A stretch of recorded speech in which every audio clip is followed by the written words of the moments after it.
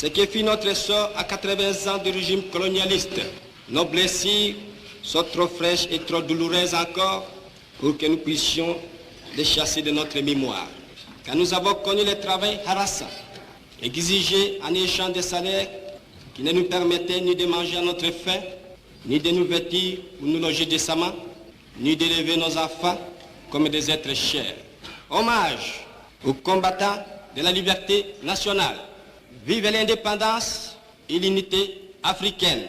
Vive le Congo indépendant et souverain. « 30 juin 1960, le Congo accède à la souveraineté nationale et internationale.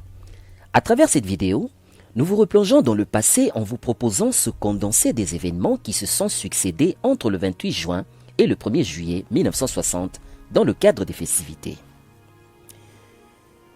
Nombreuses délégations étrangères commencent à arriver à Léopoldville à partir du 28 juin 1960, avec parfois des personnalités qui allaient jouer des rôles divers dans l'avenir du Congo. L'ONU fut représentée par Ralph Bunche, son secrétaire général adjoint, les États-Unis par le représentant personnel du président Eisenhower, M. Robert Murphy. Il eut aussi Clark Timberlake, nommé nouvel ambassadeur des États-Unis au Congo, et Larry Devlin, directeur de la CIA à Léopoldville. Il y avait des délégations des pays encore colonisés comme le Congo-Brazzaville, représenté par son futur président, l'abbé Fulbert Youlou. Le Maroc fut représenté par son prince héritier, le futur roi Hassan II, tandis que le Rwanda était représenté par le roi Kigeri.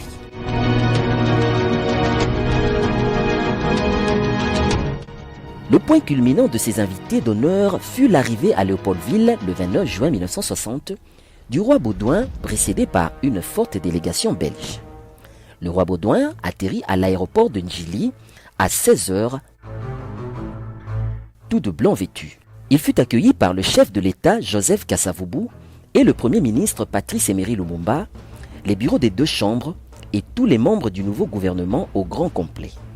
Le cortège parcourut alors 25 km séparant l'aéroport du centre-ville.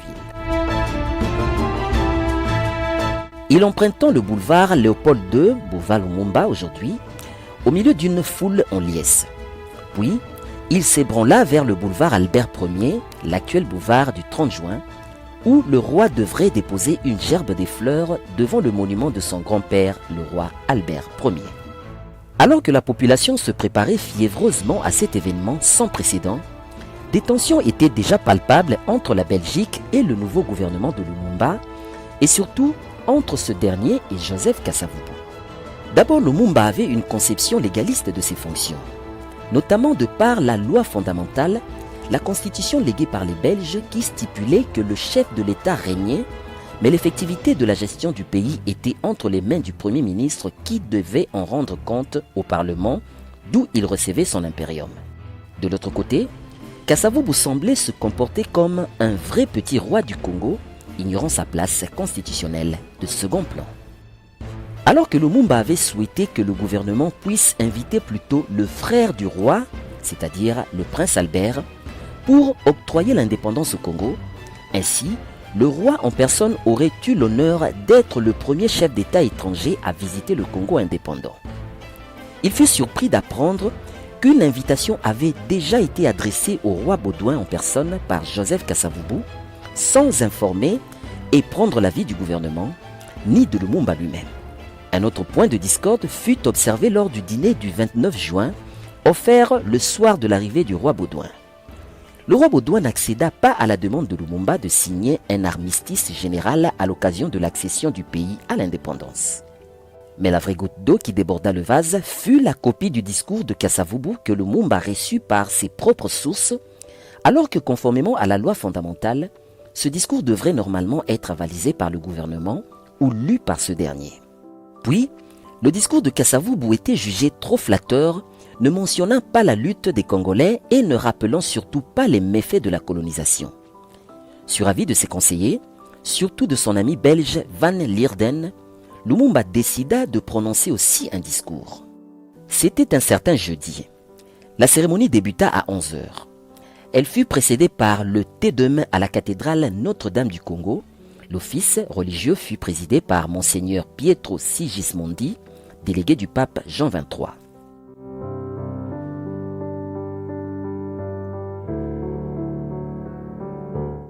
Invité à agrémenter les cérémonies de l'indépendance, l'African Jazz de Joseph Kabasele était déjà au Palais de la Nation depuis 9 heures, agrémentant avec les célèbres morceaux enregistrés à Bruxelles pendant la table ronde. Indépendance Cha-Cha, Nawili Boboto, table ronde.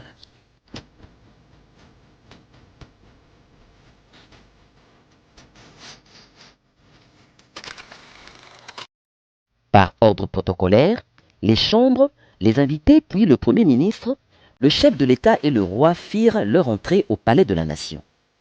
2 discours furent programmés pour l'occasion, celui du roi Baudouin et celui du président Kasavubu. Le roi prononça son discours qui fut ni plus ni moins l'éloge de la colonisation initiée par ses aïeux, notamment par le roi Léopold II, et parachevé par ses concitoyens. C'est cet héritage que le roi et le peuple belge cèdent aux Congolais, leur priant de bien le gérer. Mais à la fin du discours du chef de l'État, à la surprise générale du protocole des invités, le président des cérémonies, Joseph Kassongo, invita ensuite le Premier ministre Lumumba à prononcer son discours de circonstance. Lorsque Lumumba se leva, une froideur et une torpeur s'emparèrent de la salle. Surtout que ses premiers mots donnaient déjà le ton de son allocution. Il commença par s'adresser non pas au roi ou aux différents invités présents, mais plutôt aux combattants de la liberté. Je vous salue au nom du gouvernement congolais. À vous tous, mes amis, qui avez lutté sans relâche à nos côtés. Après le discours de Lumumba, l'acte officiel de l'indépendance fut signé par les premiers ministres belges et congolais, Gaston Haïskens et Patrice Lumumba, contresigné par les 2 ministres des Affaires étrangères, Pierre de Vigny et Justin-Marie Bomboko. La cérémonie officielle terminée, les officiers belges et les autres invités furent irrités et déçus par le discours de Lumumba, considéré comme une insulte au roi. Celui-ci et sa délégation faillirent repartir à Bruxelles dans la soirée même, sans plus attendre la suite.